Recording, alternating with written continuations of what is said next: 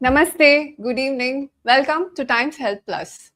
I'm Dr. Sneha Rathi. I'm a musculoskeletal physiotherapist and a certified yoga teacher from the Yoga Institute, Santa Cruz, Mumbai. I combine the techniques of physiotherapy and yoga and give the best results to my patients through them. Today, we are meeting at a different time and we are going to discuss a little bit of a different topic that we have been doing so far. Okay, so this is something different from the usual. And today, we are going to discuss about how can we prevent injuries in active adults. Okay, so especially this session is particularly for people who have been practicing some form of physical activity on a regular basis, some form of sport on a regular basis. Okay, so if you have been on a very active lifestyle, this session is going to be very beneficial for you. But also for the others, this session is also going to cover certain things related to overuse injuries. So especially it can be beneficial if you have been a desk job person or if you have been having some overuse injuries. Okay, that can really, this session can help you figure out exactly where we are going wrong and how can we prevent such injuries. So today this session is going to be focused all about how to prevent injuries in case of active adults, how to prevent overuse injuries. Okay, and we are going to see how we are devising a yoga protocol which is going to actually help in this case. All right, so let's first understand what are the steps to prevent an injury. Okay, and what is an overuse injury? Are you aware of certain conditions which are overuse injuries? You might have heard of certain conditions. I'm going to name a few of them, okay, which is very commonly known. For example, have you heard about tennis elbow? Okay, so that's like an overuse injury. There is golfer's elbow. It's again an overuse injury. Okay, there is something called as de Quervain tenosynovitis. Okay, so that happens. There is a pain in the area of the thumb. That's again an overuse injury, commonly seen especially in people who are using keyboards and mouse on a regular basis or even their phones. Okay, that can lead to some pain in the thumb area. Okay, then there are certain other tendinitis of the shoulders. Okay, that's also a kind of an overuse injury. Okay, also we have certain lower limb injuries like the IT band syndrome or the runner's knee.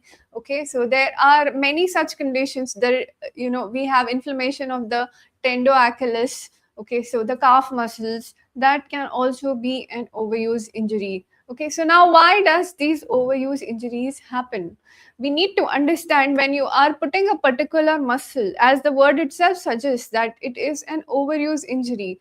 Okay, so if you are putting a particular muscle into more strain without training it well, okay, and a continuous injury is happening over a period of time, that can lead to something which is nothing but a cumulative trauma disorder. Okay, so overuse injuries keep happening when you put a particular muscle into an overstrain, or you continuously strain it without adequately training it. Okay, it could be either stretching it or it could be strengthening it.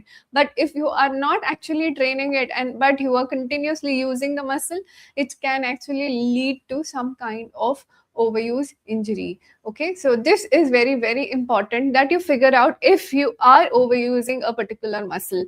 And for this, I'm going to take you through the asanas and I'm going to show you how you can figure out subtle things which you do during the asana, which is going to actually tell you whether your muscle contraction is adequate or are you overusing it, are you overactivating it, overcontracting it. So we are going to get through that. Another few symptoms of overuse injuries is there is a constant discomfort in that area. Okay, so if you have had tennis elbow, you're going to have a constant discomfort in the area of the elbow. Okay, so that's what happens when you have a tennis elbow. So whatever is getting overused, there will be a constant discomfort. Okay, that is going to happen. Next thing that is very, very important in case of overuse injuries is that you might have some postural alterations. Okay, with because of which that particular muscle is developing more strain than the others. Okay, for example, we have certain postural alterations in the upper back, like the hunched shoulders or the rounded shoulders. what happens is there is tightness of a few muscles, like the chest muscles become very tight, the upper back muscles become very weak. Okay, this imbalance develops, and slowly and steadily, when in this position you are going to play badminton, or you are going to play tennis, or you're doing any upper limb activity, that is going to create a tendinitis in your shoulder. Your shoulder becomes more prone, or more, it is at more risk to develop some form of inflammation of the tendons within the shoulder. Okay, so this is what happens when there is a postural alteration, because our muscles are not used to functioning in this kind of position. This is not the resting position of our body. If we are rounded shoulders, if we are hunched back, and we are still using our shoulder, it is definitely going to create strain on some particular muscles. This happens because when you are out of position, the muscles have to work slightly differently than what they are actually aligned to do. Okay, so their job is slightly changed, and that can actually strain them over a period of time, which is why posture correction becomes a very important part whenever you want to target any kind of, if you want to prevent any kind of overuse injury. Posture is a very important factor. Another thing that is very, very important whenever we are talking about overuse injuries is that you have adequate warm up and cool down. Okay, it's very, very important that whenever you're playing any kind of sport, it requires a pre preparation. Okay, to enter into the sport, and then it requires a slow recovery process, guided recovery process for the body to come back to its normal state. So, in this session, we are going to see some stretches which you can practice on a regular basis as a cool down protocol. So if you're going to play any kind of sport, or if you are running on a regular basis, even walking or jogging on a regular basis, you can definitely incorporate these warm up and cool down stretches. It's going to be very, very beneficial for you, and it is actually going to help recover the body at the right pace and at the in the right state. It will get the body in the right state. These two things are inseparable of practicing any physical activity. So this was another thing. Then we have the fuel and hydration. So it's very important that whenever you are practicing any kind of sport, it is extremely important to stay hydrated and to give your body the required fuel. Because if you are not hydrated, okay, the all the alteration, there will be a lot of alteration in the muscular contraction. Okay, water is a very important element which is required, okay, for your muscles, for your joint function, for your muscle function. Okay, so it's very, very important that you stay hydrated and you fuel yourself with energy, because energy is the basic thing that is required for any kind of muscle contraction and for a sustained physical activity. So fueling and hydration becomes very, very important. Besides this, educating yourself is very, very important. So the more refined you become with your movements, the more refined you become with the understanding of your body. Okay, it becomes very important for injury prevention. So improving your gyan bhav is very, very important whenever you're talking about injury prevention. The more you aware you are about the movements in your body, I call them movement maps. Okay, so if you are aware what you are doing when you are raising your wrist up, okay, that is what will tell us whether you are going to be prone to injury. If you're training it on a regular basis, if you're educating yourself of what is the correct movement, definitely you will reduce the chances of injury. Plus, whenever you train movement, you also train the joint position sense. Okay, so you train your body to understand what is the position of the joint, what is the state of the muscle, and contract or relax as per the need. So training is very, very important, which is why regular practice of yoga, regular practice of some strength training protocol becomes utmost important. Okay, and last but not the least, when I'm coming to this, I will also talk about practicing. Okay, so if you are planning to do any kind of sport on an athletic basis or even for recreation, you need to practice it on a regular basis. Okay, so the more you practice, the more you develop the agility and endurance to sustain the sport, and which is why it's very, very important to practice some kind of sport whenever you're going to play the sport, you start practicing something related to it. So for example, if it is a sport like cricket or badminton, you should practice running. Okay, you should practice certain things which are going to, certain techniques which are going to train you to change the direction suddenly. Okay, so certain exercises which are actually going to help you develop that agility for the sport is very, very important. Okay, so generally what happens, I have heard a lot of time that patients come to us and say that we haven't practiced it for a long time, suddenly I started playing and there is extreme pain in my shoulder. Okay, so that's what happens when you are not when you have not started to practice it in the long run. Okay, so it's very, very important that you practice the sport well in advance. And when I say practice, it's important that you go for a progressive loading. Now, what do you mean by progressive loading? Okay, all of a sudden, if you try to do anything to the extreme, it is definitely going to cause injury. And which is why it's very, very important to be slow, progressive, practice slow, progressive loading. So, if I tell you, for example, if I ask you to lift 10 kg in one go on the first day itself, that's not right. Okay, you need to slowly and steadily go for a progressive loading. For example, start with 2, 3, 5 kg, 7 kg, 10 kg, something like that. So you are actually gradually, upgrading your muscle strength by giving it a progressive load. So that's why it's very, very important to plan your practice. Okay, whenever you are going to uh, execute it for a sport. So it's very important that you start doing progressive loading. Okay, so this was about a general guideline for injury prevention. If you keep these pointers in mind, a lot of the injuries can be prevented. Okay, with this, I will go on to the asan part of this session, wherein I'm going to tell you how you can figure out where are you overusing certain muscles, whether your form is right or not. Okay, and we're going to do certain stretches which are good for the cool down part. Okay, so today we are going to practice all of this. So let's start by getting onto the mats. We're going to start with a conditioning practice. So I'm going to stand up and we're going to start with Sthit Pradhanasana. So join your feet together. Look at one point in front of you. Join your hands in front of your chest. Now slowly, when you are ready, you can close your eyes. If you feel uncomfortable closing your eyes or if you fear losing balance, you can also keep your eyes open.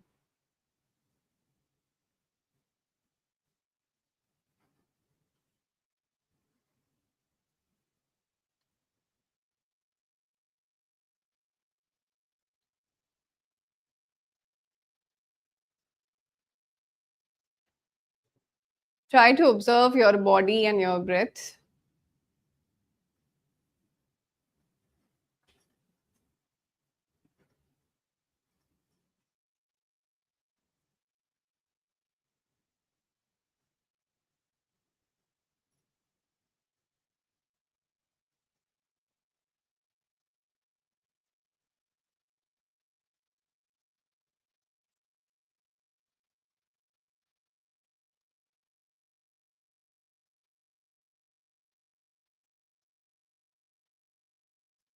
Slowly, you can release your hands and open your eyes.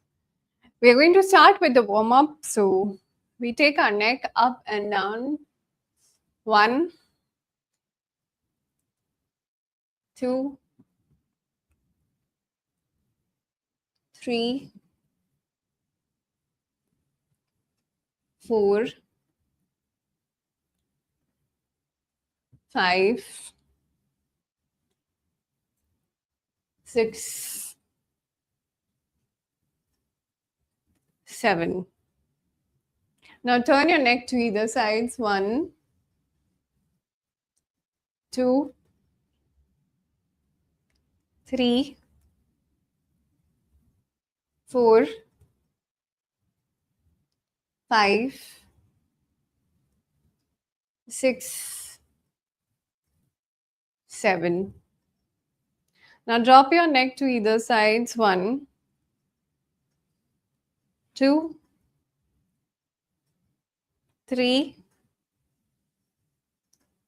4, 5, 6,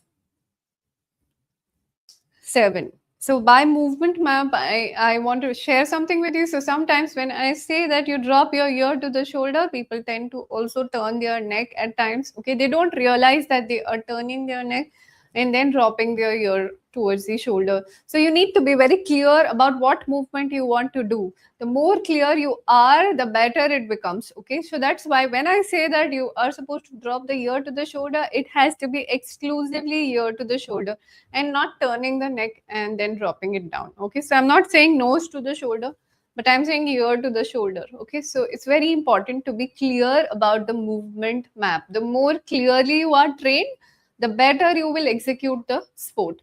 Okay, so now let's go on to the shoulders. Let's keep our hands on the shoulders and turn the shoulders around. 1, 2, 3, 4, 5, 6, 7. And the other way around. 1, 2, 3, 4, 5, 6, 7. Okay, next we are going to use the wrist. So we take our wrist up and down, full up and full down. 1, 2, 3, 4, 5, 6, 7. Okay. Now, many a times when we do the wrist movement, I have seen people do the wrist flexion. This is an exclusive wrist flexion.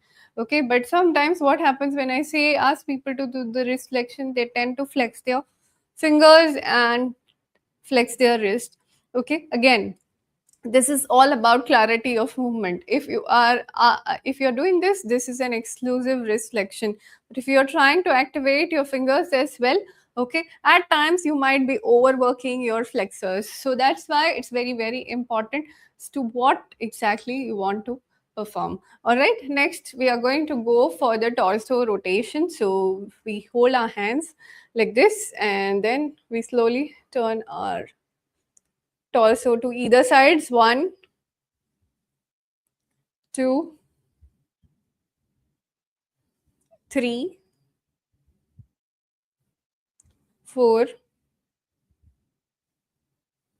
5, 6, 7. Okay, next we are going to go for the hip movement. Okay, so we are going to lift the hip up. 1, 2, 3, 4, 5, 6, 7. So when I say overuse, now over here I can show you what can be overuse. Okay, sometimes what happens is when we are lifting the hip, we are tending to not take the knee straight up, but we tend to take the knee onto one side. That can be an overuse factor of one of the muscles. Okay, so and the underuse of the other one. So that's why it's very important that you are clean with the movement. You know what movement you want to do. Okay, so that's how you perform the movement. Next one is doing the ankle rotation. So stand on one leg and slowly rotate. 1, 2, 3, 4, 5, 6, 7. Okay, on the other side. 1, 2, 3, 4, 5, 6, 7. All right, so we have done the ankle rotation. Now over here, it's important that you are not entirely rotating the hip, but you're trying to localize the movement at the ankle. Okay, so this needs proper practice. So this was about the warm up. Let's go on to the asanas. Okay, so first one is Talasana 3. Now let's see what kind of movement, the alteration that we can do. Okay, so now what we do is take a 1 foot distance between the feet. We take our hands, raise them up from the side, come up on the toes, and stay there. 1, 2, 3, 4, 5, 6, and slowly down. 1, 2, 3. Now over here, what happens overuse is that we tend to turn our ankles out. Many people have that habit of overusing certain muscles of the ankle, and that's what happens when they are trying to come up on the toes. They tend to turn their ankles out, okay, which should not happen. Whenever you're doing talasana, try to keep it exclusive straight movement from the ankle. So you are actually activating both the inner and outer aspects of the ankle. So let's do it once again. Inhaling, take your hands up. 1, 2, 3. Stay there. 2, 3, 4, 5, 6. Exhale. 1, 2, 3. Okay, let's do it once again. Inhale. 1, 2, 3. Stay. 2, 3, 4, 5, 6. Exhale. 1, 2, 3. One last time. Inhale. 1, 2, 3. Stay. 2, 3, 4, 5, 6. Exhale. 1, 2, 3. Okay, so you should know where exactly you have to focus on. If you have done talasana properly, you will feel some stress at the posterior or the back aspect of your calves and your thighs. Okay, now let's go on to the next one, that is konasana 2. So we take about a 2.5 foot distance between the feet. Now over here, we take our hand up, inhaling, bend sideways. Stay there. 1, 2, 3, 4, 5, 6, and slowly down. We do it on the other side. Inhale. 1, 2, 3, 4, 5, 6, and slowly back. Now over here, the main thing is that whenever I have seen people performing, what happens generally is that if you're not able to bend sideways, we tend to flex our wrist, tend to bend our neck, and tend to do it like that. Okay, again, clarity of movement becomes very, very important over here. So you have to take your hand up if to make sure that your palm and wrist is straight. And now just see where the movement is happening. Okay, try to localize the movement and stay there. 1, 2, 3, 4, 5, 6, and slowly back. If you have balance issues, please take wall support or a chair support. It's very, very important to do that. Okay, or you can even skip the standing asanas and go for sitting ones. 1, 2, 3, 4, 5, 6, and slowly back. Okay, now if you see, my pelvis is quite fixed. Okay, sometimes to increase the movement, we may also do this. Okay, something like this. That's not supposed to be done. You're supposed to keep your pelvis fixed where it is and try to exclusively do the movement from the upper body. Let's do it once again. Inhale. 1, 2, 3. Stay. 2, 3, 4, 5, 6. Exhale. 1, 2, 3. So when you are into the posture, you can breathe normal. Inhale. 1, 2, 3. Stay. 2, 3, 4, 5, 6. Exhale. 1, 2, 3. Okay, next one is we are going to go for Konasana 3. Okay, so again, 2.5 foot distance. Now, here I'm going to tell you one more thing. Okay, how people tend to compensate for the rotation. Okay, so we take the hands in front, inhaling, take the hands towards the side. Now, look at your right palm, slowly go down, try to touch your right hand to the left foot, turn upwards, stay there. 1, 2, 3, 4, 5, 6. Slowly come back. We do it on the other side. Look at your left palm, go down. 1, 2, 3, 4, 5, 6. Slowly come back and relax. Okay, so now over here, what is very, very important is that what happens is when you don't have enough rotation, okay, then we tend to overuse one of the hands. Okay, so for example, if we are not able to go down and turn completely, many a times I have seen people stretching their hand away too much, okay, in order to generate the rotation. You should be very clear that the hand is just guiding you towards the direction. We are not supposed to push it extremely to try to rotate.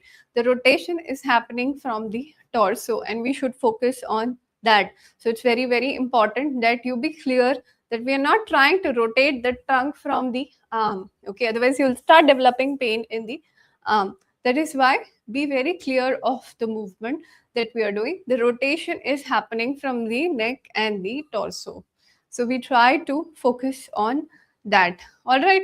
Yes, you can do ankle raising sitting on a chair. Absolutely fine.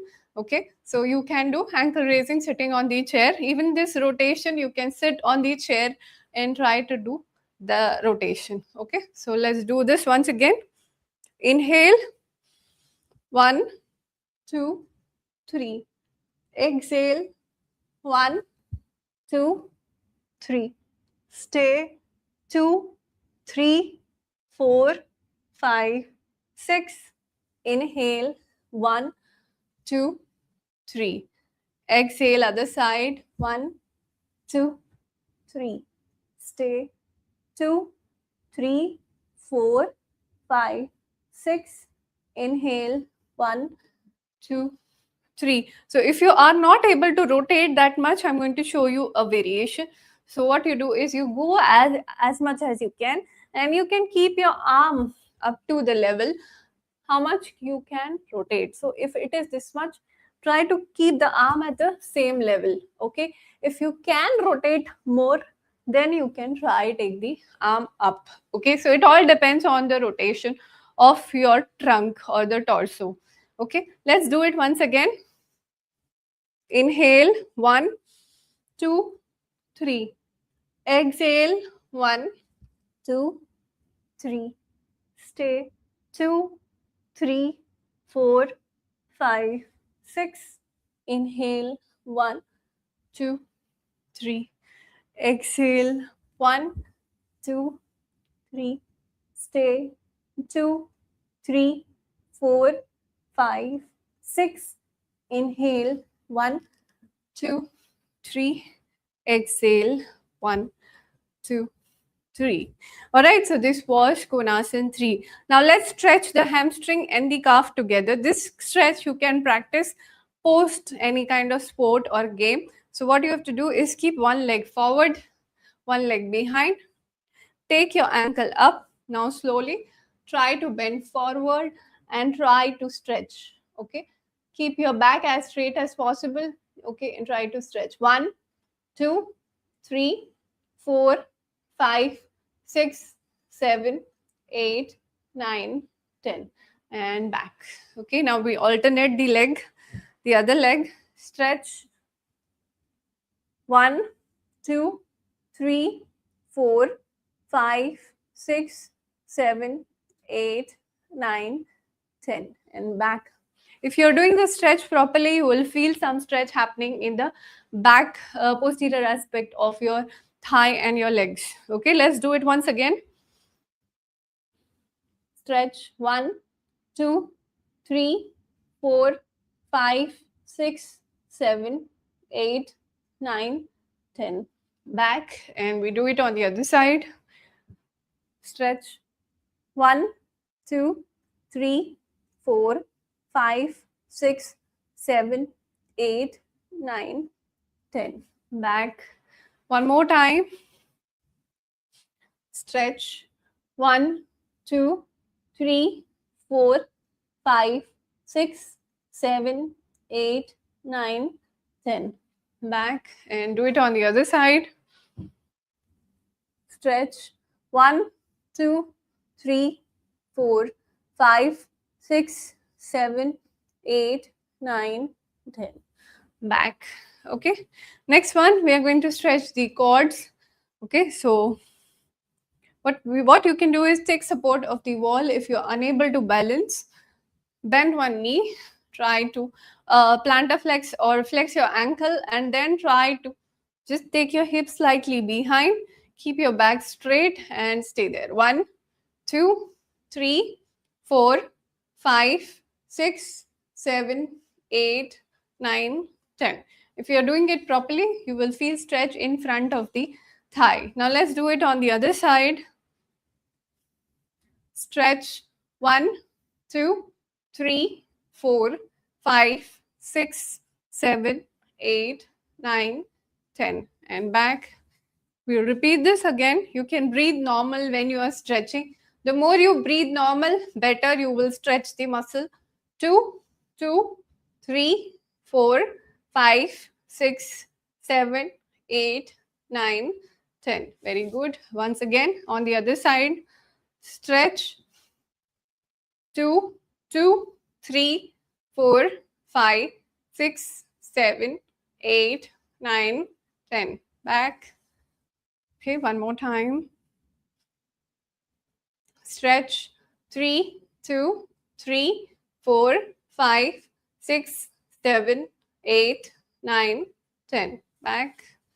On the other side. Stretch. 3, 2, 3, 4, 5, 6, 7, 8, 9, 10. Back. So this was a stretch for the quads. Okay. Now next one that we are going to do is a hip flexor stretch. So we keep one leg forward, one leg behind. Now we slowly flex the forward leg. Okay. And we try to push the pelvis forward along with it. And we keep the leg fixed back on the toes. Okay, it's similar to Veerbhadrasana. Okay, and stretch. You can bend a little backwards and you will feel a stretch at the hip flexor side. Okay, stay there. 1, 2, 3, 4, 5, 6, 7, 8, 9, 10. Back. Okay, on the other side. Yes, feel the stretch. 1, 2, 3, 4, 5, 6, 7, 8, 9, 10. Back. Okay, so when you are stretching, you'll feel the stretch on the upper aspect of the thigh. We go again. Stretch. 1, 2, 3, 4, 5, 6, 7, 8, 9, 10. On the other side. Stretch. 1, 2, 3, 4, 5, 6, 7, 8, 9, 10. Back. One last time. Stretch. 1, 2, 3, 4, 5, 6, 7, 8, 9, 10. Back on the other side. Stretch. 1, 2, 3, 4, 5, 6, 7, 8, 9, 10. Back. Perfect. Okay, so this was the stretch for the hip flexors. Next, we are going to go for a stretch for the adductors. Okay, so the inner thigh muscles, we keep a distance of about 3.5 to 4 feet. Now, slowly, we are going to keep our leg turned outside like this. Okay, and we're going to flex the knee on the other side. Try to sit down and you feel the stretch over there. 1, 2, 3, 4, 5, 6, 7, 8, 9, 10. Back, and we do it on the other side. Stretch 1, 2, 3, 4, 5, 6, 7, 8, 9, 10. Back again.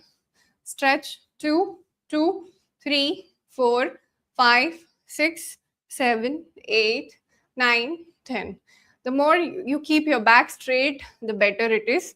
2, 2, 3, 4, 5, 6, 7, 8, 9, 10. Back once again. 3, 2, 3, 4, 5, 6, 7, 8, 9, 10. Back, other side. 3, 2, 3, 4, 5, 6, 7, 8, 9, 10. Back. Perfect. All right. So this was inner thigh stretch. Now we're going to do a side of the thigh stretch. So you keep your leg to be stretched behind the other leg like this. Okay. Cross it behind. Take one hand up. Slowly just stretch sideways and stay. 1, 2, 3, 4, 5, 6, 7, 8, 9, 10. Back. Let's do it on the other side. Stretch 1, 2, 3, 4, 5, 6, 7, 8, 9, 10. Back. Once again. 2, 2, 3, 4, 5, 6, 7, 8, 9, 10. Back on the other side. 2, 2, 3, 4, 5, 6, 7, 8, 9, 10. Back. If you're doing it right, you will feel some stretch over here. Once again. 3, 2, 3, 4, 5, 6, 7, 8, 9, 10. Back on the other side. 3, 2, 3, 4, 5, 6, 7, 8, 9, 10. Back.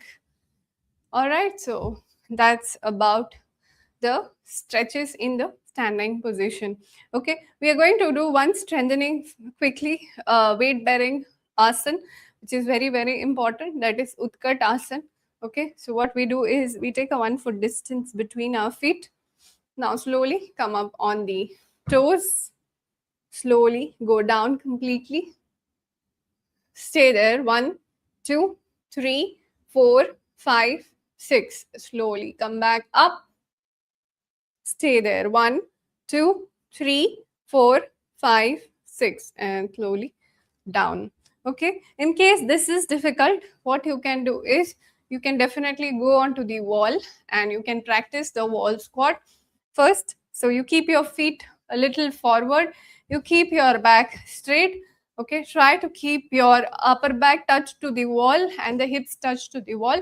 Now slowly try to go down in a sitting position.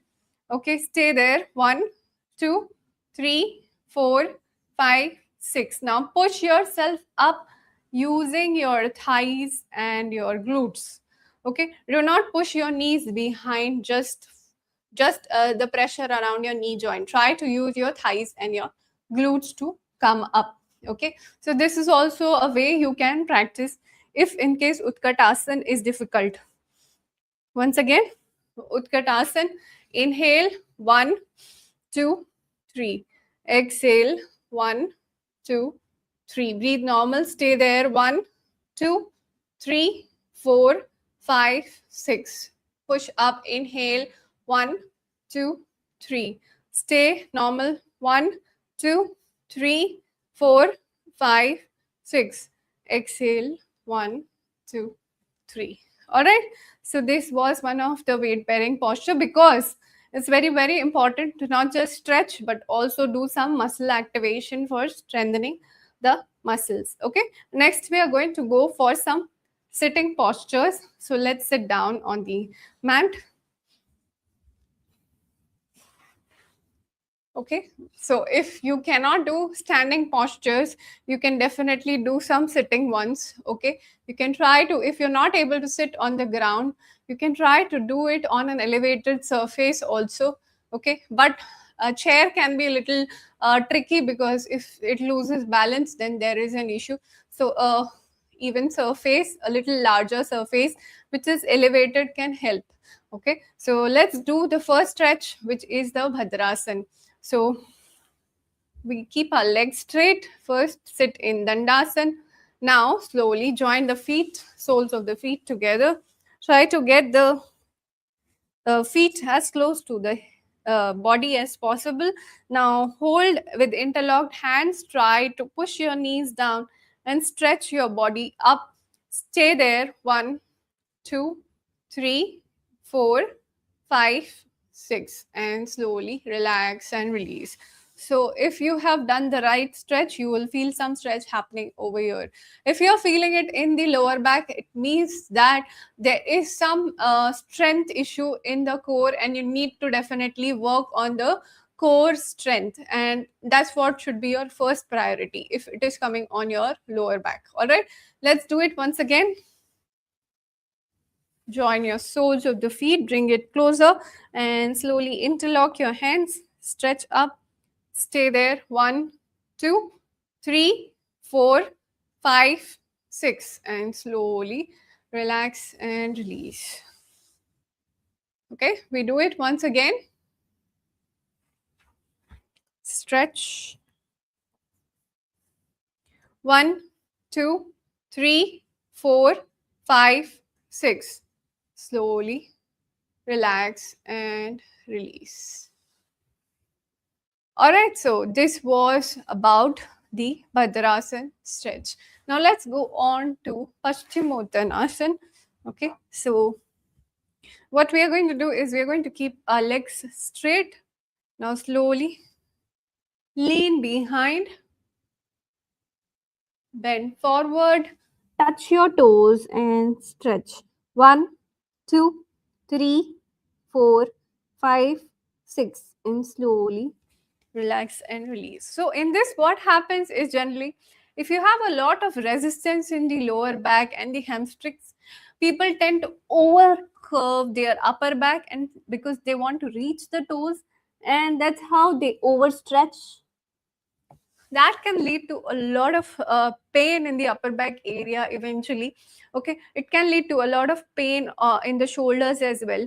So it's very, very important that you know that you are doing the movement right at the hip, lower back, upper back. It is well distributed when you are performing the Paschimottanasana. Okay, so try to find out whether you are overworking your upper body or it is coming symmetrically from all the regions. Okay, let's do it once again. Inhale, exhaling. 1, 2, 3, 4, 5, 6, 7, 8, 9, 10. And come back up.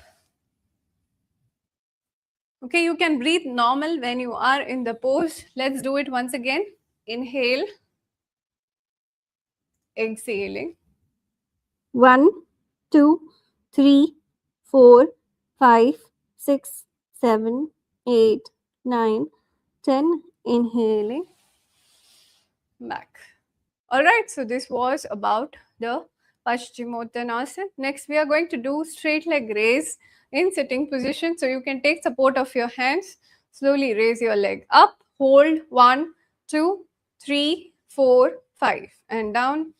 Up. 1, 2, 3, 4, 5. Down. So over here, what happens is, many a times when we are raising the leg up, we tend to flex the lower back, and then, because this is easier. Okay, so if you don't have enough strength on the thigh muscles, you will tend to do that. Okay, that shouldn't happen. Try to keep your back as straight as possible, and that's why I'm asking you to take support of your hands. Now slowly raise. 1, 2, 3, 4, 5. Down. 1, 2, 3, 4, 5. Down. 1, 2, 3, 4, 5. Down. 1, 2, 3, 4, 5. So if you're doing it right, you will feel quite a lot of stretch in the thigh region. Stretch, or you may say stress actually. The contraction is building up. You will feel that thing on the upper thighs. Okay, so that's what we are doing. Next, what we are going to do is we are going to do some lying down poses. Okay, which is again a little bit of stretching or a kind of a cool down that you can perform after a particular sport. Okay, so let's go on to the lying down position.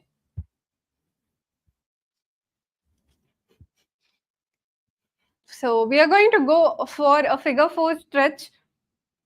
So we keep the leg on top of the thigh. Now slowly hold the thigh and stretch it towards you.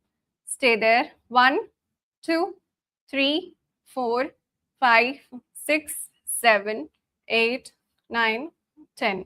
Slowly back. Okay, we do it on the other side. 1, 2, 3, 4, 5, 6, 7, 8, 9, 10, and back.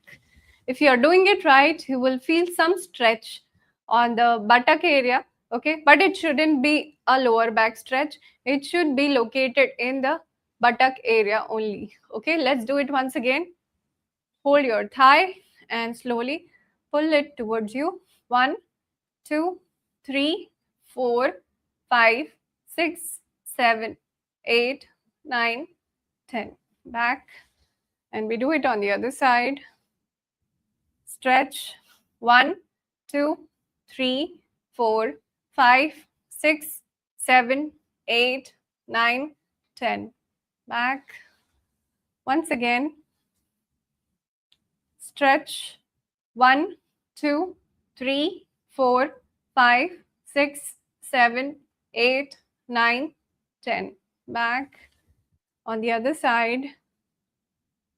Stretch. 1, 2, 3, 4, 5, 6, 7, 8, 9, 10. Back. Okay, so this was like a lying down Kapotasana or the pigeon pose. Next, we are going to release our lower back. Okay, so because of after any physical activity, your lower back also needs a release. So we are going to do Pavan Muktasana. We bend both the knees slowly, bring it towards the abdomen, point the toes down and pull it towards us. 1, 2, 3, 4, 5, 6, 7, 8, 9, 10, and slowly relax. So this is going to kind of release the lower back if there is any tension in the lower back area. Once again, 1, 2, 3, 4, 5, 6, 7, 8, 9, 10. Relax. Once again, 1, 2, 3, 4, 5, 6, 7, 8, 9, 10. Relax. Release. If in case sitting Bhadrasana was difficult, butterfly pose, you can do Supta Bhadrasana. So this way you can just join the soles of the feet together and keep your hands on the thighs and try to relax in this position. This is also one way of stretching the inner thigh.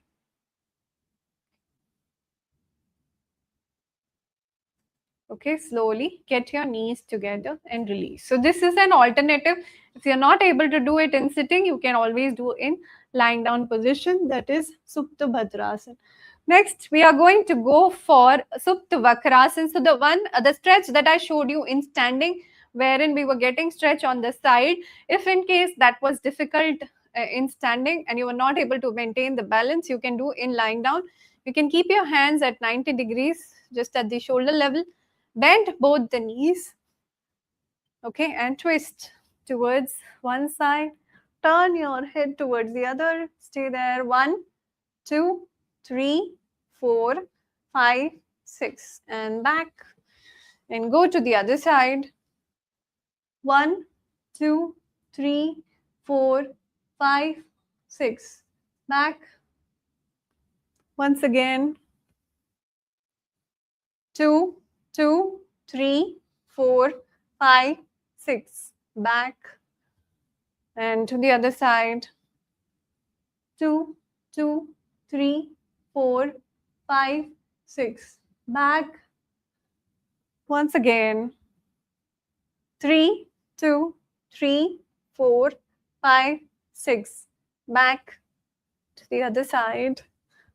3, 2, 3, 4, 5, 6. Back.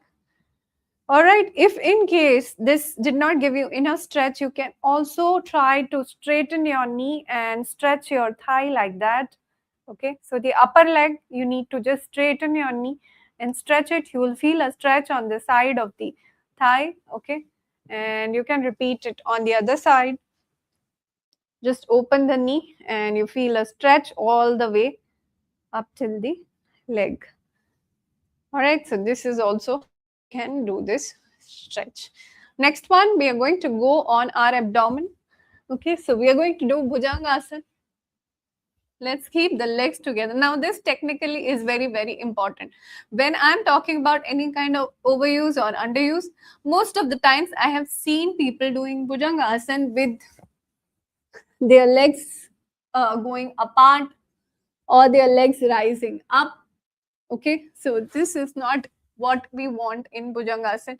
We need to be very specific with the type of movement. Okay, so let's do it once again. Keep the hands by the side. Keep your forehead on the ground. Inhale. 1, 2, 3. Stay there. 2, 3, 4, 5, 6. Exhale. 1, 2, 3. So if you have seen, my heels were together throughout, okay, and I also kept my feet on the ground. Okay, that's very important because the sequential activation of muscle will happen with that. Okay, if you allow the feet to fall apart or the heels to fall apart, it's going to actually change the muscle work entirely. Okay, so let's do it once again. Inhale. Stay. 1, 2, 3, 4, 5, 6. Exhale. Once again. Inhale. 1, 2, 3, 4, 5, 6. Exhale. Okay, so this was Bhujangasana, okay, that you can do. Now, if in case the quad stretch you were not able to do in standing, you can do it in lying down as well, okay? And how do you do that? Is you keep your chin on the ground, you bend one knee and slowly try to pull the ankle towards you. If in case this is also not giving you stretch, you can try and raise your thigh a little bit and hold. 1, 2, 3, 4, 5, 6. Relax and release. You can do it on the other side. 1, 2, 3, 4, 5, 6. Relax and release. If bending the knee itself is giving you the stretch, you don't need to lift the thigh up, okay? Because if you start lifting the thigh up beyond that, you might strain your lower back. So just try to identify whether just bending the knee is causing the stretch. If that is causing the stretch, just bending is also enough. Okay, so just doing this is also enough. 1, 2, 3, 4, 5, 6. Relax. If in case you're not getting the stretch with bending the knee, then you can try and raise your hip up. Okay, so 1, 2, 3, 4, 5, 6. Relax. One more time. 1, 2, 3, 4, 5, 6. Relax. On the other side. 1, 2, 3, 4, 5, 6, relax. Okay, these were the different stretches that you can practice post any kind of sport or run. Now we are going to do one breathing exercise, which is the diaphragmatic breathing exercise. Okay, which is also important to calm your heart rate. Okay, so to get your heart rate back to normal, we keep one hand on the abdomen, the other hand with the palm facing up, and slowly inhale and exhale. As you inhale, your abdomen should rise up. As you exhale, your abdomen goes down. So inhale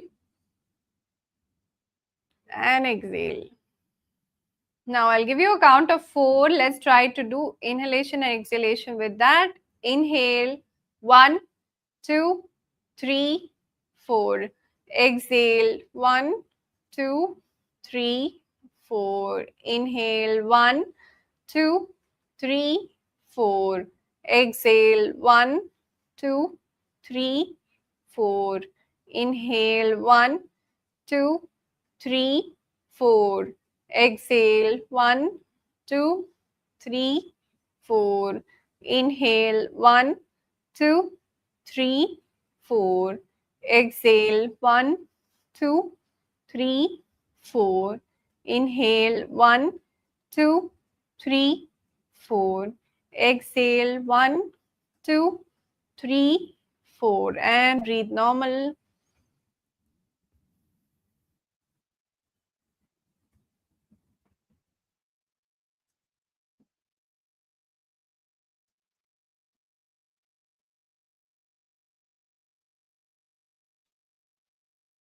Slowly, you can turn on one side, take support of your hand and get up.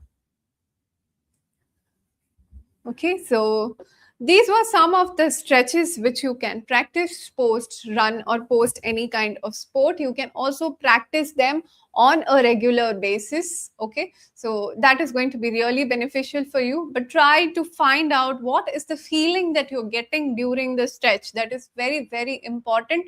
Okay, as I said, that you need to push your stretch further by feeling it properly. So if you are getting the stretch with just a simple movement, you do not need to push further. Try to find out what is the feeling that you are getting. That's very, very important. Okay, that's the connect with your body that you have. Okay, we just look into a question. I think, okay, I'm 66 and obese, used to have pain in the lower sacral and gluteal region, which suddenly increased as I started practicing yoga once again.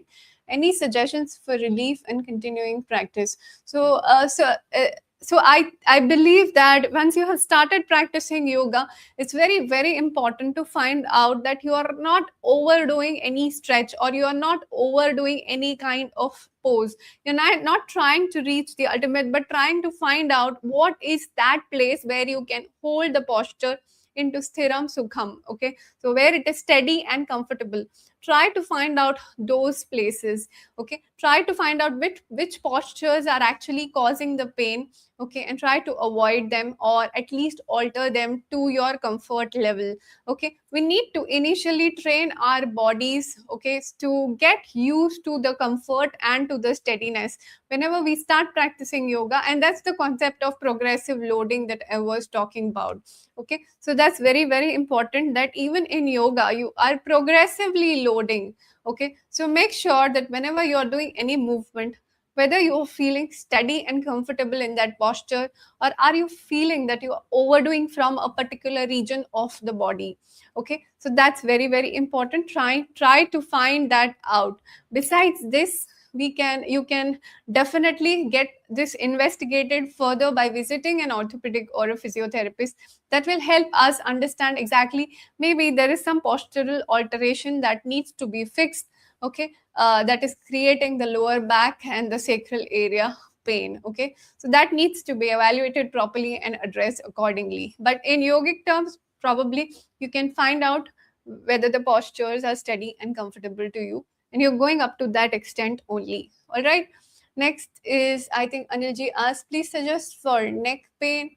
and cervical. Anilji, I have already taken a few sessions before on the neck pain thing. Probably you can refer to those videos, but I would also cover the neck pain in the upcoming sessions because it needs an elaborate description of the entire neck mechanics. So probably in the future sessions also I'm going to repeat about the neck pain. But for now, you can refer to the previous videos wherein I have talked a lot about the neck pain thing. All right.